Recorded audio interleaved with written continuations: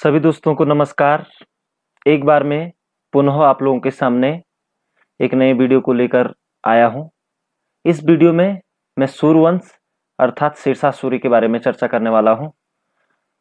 अगर आप लोग पहली बार चैनल पे आए हैं तो आपसे एक विनम्र अनुरोध है कि प्लीज चैनल को जरूर सब्सक्राइब कीजिएगा, ताकि मुझे ऐसे ही हिम्मत मिलती रहे और मैं आगे भी इस तरह से वीडियो बना करके आप लोगों के सामने लाता रहूं। तो दोस्तों शुरू करते हैं सूर्यवंश। सूर्यवंश जैसा कि हमें पता है, हमने सुना है, पिछले वीडियो में हमने देखा था जब हमने मुगल साम्राज्य स्टार्ट किया था पिछले वीडियो में, तो उसमें हमने बाबर को देखा था, उसके बाद हमने हुमायूं को देखा था। हमने देखा था उसके बाद हुमायूं का कार्यकाल किस प्रकार से दो चरणों में विभक्त हो जाता है। 1540 में हुमायूं को भारत से बाहर शरण लेनी होती है और उसका कारण कौन होता है? शेरशाह सूरी होता है। शेरशाह सूरी ने चौसा के युद्ध में और बिलग्राम के युद्ध में लगातार दो युद्ध 1539 और 1540 ईस्वी में हुमायूं के साथ लड़े, जिस कारण से हुमायूं को भारत से बाहर जाना पड़ा, या ये कह सकते हैं कि बाबर द्वारा स्थापित मुगल वंश का अंत कर दिया था शेरशाह सूरी ने 1540 ईस्वी में। तो यही चीज देखने के लिए आज हम आप लोगों के सामने लाए हैं शेरशाह सूरी। तो शेरशाह सूरी को स्टार्ट करते हैं।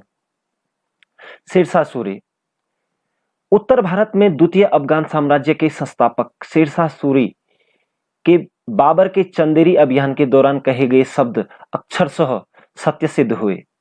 अगर भाग्य ने मेरी सहायता की और सौभाग्य मेरा मित्र रहा तो मैं मुगलों को सरलता से भारत से बाहर निकाल दूंगा।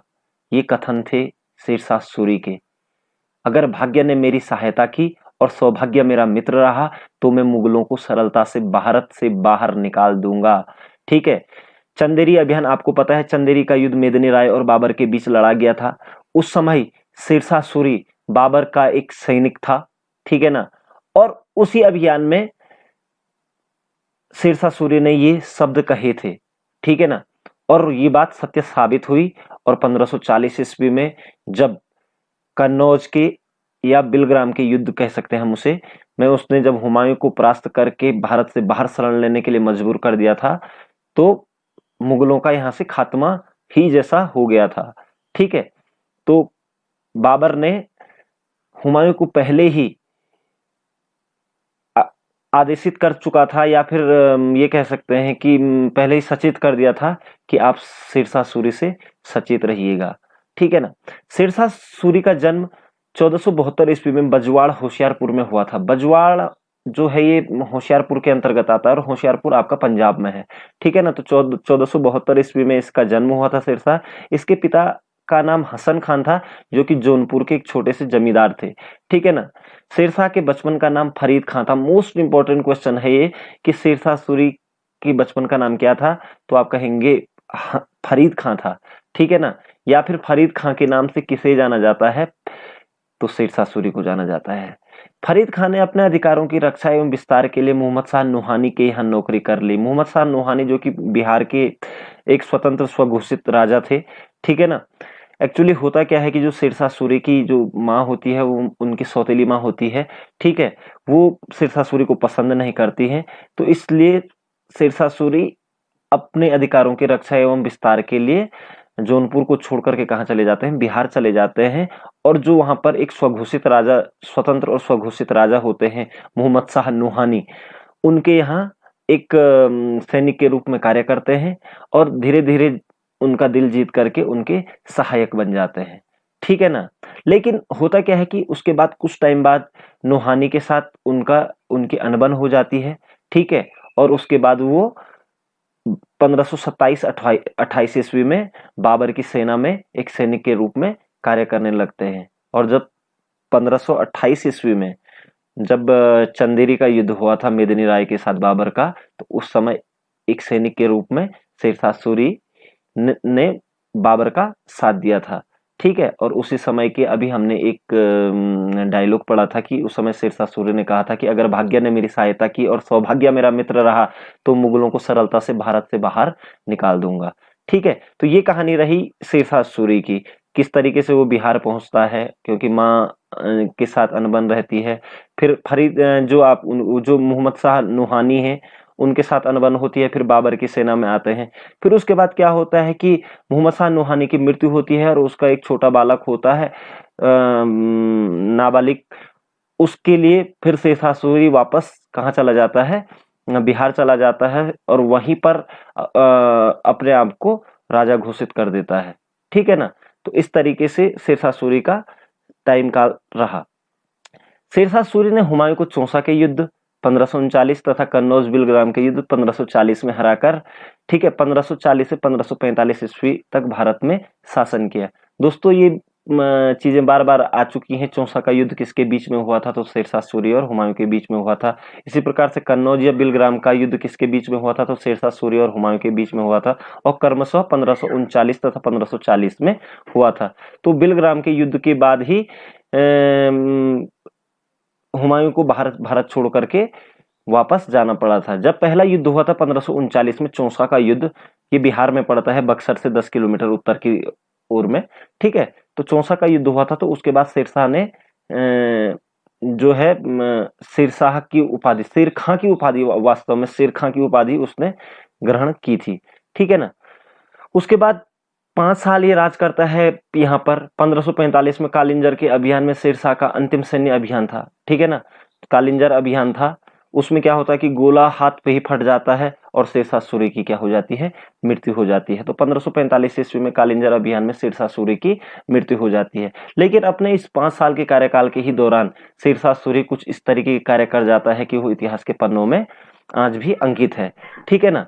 सबसे पहली बात तो ये कर लेते हैं कि शेरशाह सूरी के जो शासनकाल की अगर हम बात करें तो उनके एक दरबारी थे जिनका नाम था मलिक मोहम्मद जायसी। और मलिक मोहम्मद जायसी ने कौन सी पुस्तक लिखी थी, पद्मावत की रचना की थी, जिसमें अलाउद्दीन खिलजी और पद्मिनी के बारे में उन्होंने लिखा हुआ है। ठीक है ना। तो पद्मावत के लेखक मलिक मोहम्मद जायसी को किसका आश्रय प्राप्त था, तो शेरशाह सूरी का आश्रय प्राप्त था। ठीक है। उसके बाद शेरशाह सूरी ने सिंध नदी से बंगाल तक शेरशाह सूरी मार्ग, ग्रांड ट्रंक रोड का निर्माण कराया था। भारत की सबसे लंबी सड़क कौन सी है, ग्रांड ट्रंक सड़क है। किसने इसका निर्माण किया था, शेरशाह सूरी ने किया था। ठीक है। एक्चुअली ये जो ग्रांड ट्रंक एक मार्ग था, इसे उत्तरा पथ मार्ग भी कहा जाता था। ठीक है। ये प्राचीन काल से ही भारत में, तो इसने इस मार्ग को क्या किया था, मजबूत किया था और पक्का बनाया था। ठीक है ना। तो इसलिए इस रोड का नाम इसने शेरशाह सूरी मार्ग रखा, जो कि बाद में ग्रांड ट्रंक रोड के नाम से जाना जाने लगा। ठीक है। ये अभी पाकिस्तान में पेशावर से आपका बंगाल कलकत्ता तक फैली हुई है ये रोड। ठीक है। उसके बाद जब शेरशाह सूरी की 1545 ईस्वी में मृत्यु होती है तो उसका मकबरा सासाराम बिहार में बनाया जाता है। तो ये प्रश्न बहुत बार पूछा जाता है कि शेरशाह सूरी का मकबरा कहाँ पर है, तो सासाराम बिहार में है। ठीक हो गया। उसके बाद शेरशाह ने पाटलिपुत्र का नाम पटना रखा। पाटलिपुत्र आपको पता ही है, पटना का प्राचीन नाम क्या है, पाटलिपुत्र। पटना बिहार की राजधानी है। तो जो ये आधुनिक पटना जो नाम दिया गया है, ये किसके द्वारा दिया गया है, ये शेरशाह सूरी के द्वारा दिया गया है। ये नाम पाटलिपुत्र का नाम पटना के शासक के द्वारा किया गया, तो शेरशाह सूरी के द्वारा किया गया। शेरशाह के शासनकाल में भूमि की उत्पादकता के आधार पर उत्तम, मध्यम और निकृष्ट श्रेणी में वर्गीकृत किया गया।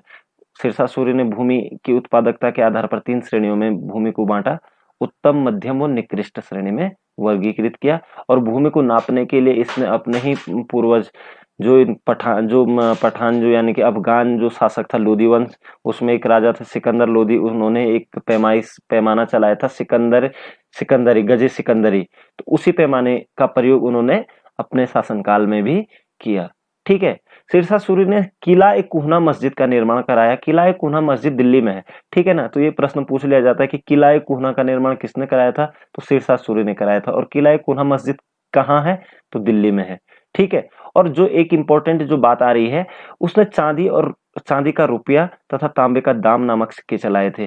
तो शेरशाह सूरी ने 2 प्रकार के सिक्के चलाए थे। एक रुपया ये पहली बार आया भारत में, और ठीक है, जो कि आज भारत की क्या बन गई है, करेंसी बन चुका है। भारत के साथ साथ आप देखेंगे पाकिस्तान, नेपाल, मॉरिशस, बहुत सारे लगभग 15-16 देशों की करेंसी है रुपया। तो रुपया किसने चलाया था, शेरशाह सूरी ने चलाया था। ठीक है। तो ये सारी चीजें हमने शेरशाह सूरी के बारे में यहाँ पर देखी। इसमें से विभिन्न प्रकार के प्रश्न उठ जाते हैं, जैसे कि आपका फरीद खां किसका नाम था, उसके बाद चौसा का युद्ध किसके बीच में हुआ था, बिलग्राम का युद्ध किसके बीच में हुआ था, किस अभियान में शेरशाह सूरी की मृत्यु हुई थी, मलिक मोहम्मद जायसी ने कौन सी पुस्तक लिखी है, पद्मावत लिखी है, किसका आश्रय प्राप्त था, शेरशाह सूरी का आश्रय प्राप्त था, ठीक है ना। और उत्तम, मध्यम और निकृष्ट भूमि में वर्गीकृत किस शासक ने किया था, तो शेरशाह सूरी ने किया था, ठीक है। किला कोना मस्जिद किसने बनाई थी, तो शेरशाह सूरी ने बनाई थी। मोस्ट इंपोर्टेंट क्वेश्चन है, ग्रांड ट्रंक रोड का निर्माण किसने किया था, तो शेरशाह सूरी ने किया था। शेरशाह सूरी का मकबरा कहाँ है, सासाराम बिहार में है। रुपया किसने चलाया था, शेरशाह सूरी ने चलाया था। और किला कोना मस्जिद कहाँ पर है, दिल्ली में है। और किसने इसका निर्माण कराया था, तो शेरशाह सूरी ने कराया था। तो दोस्तों, परीक्षा में पूछे जाने वाले तमाम प्रश्नों पर मैंने इस प्रकार से यहाँ पर चर्चा की है कि आपको ये वीडियो बहुत ज्यादा मददगार साबित होगा। इसी आशा के साथ अगले वीडियो में मिलते हैं। धन्यवाद। अगर आपने अभी तक चैनल को सब्सक्राइब नहीं किया है, प्लीज प्लीज सब्सक्राइब जरूर कीजिएगा चैनल को, ताकि मैं इसी प्रकार से आगे भी वीडियो बनाता रहूं। धन्यवाद। आपका दिन शुभ हो। मैं आपके उज्जवल भविष्य की कामना करता हूं।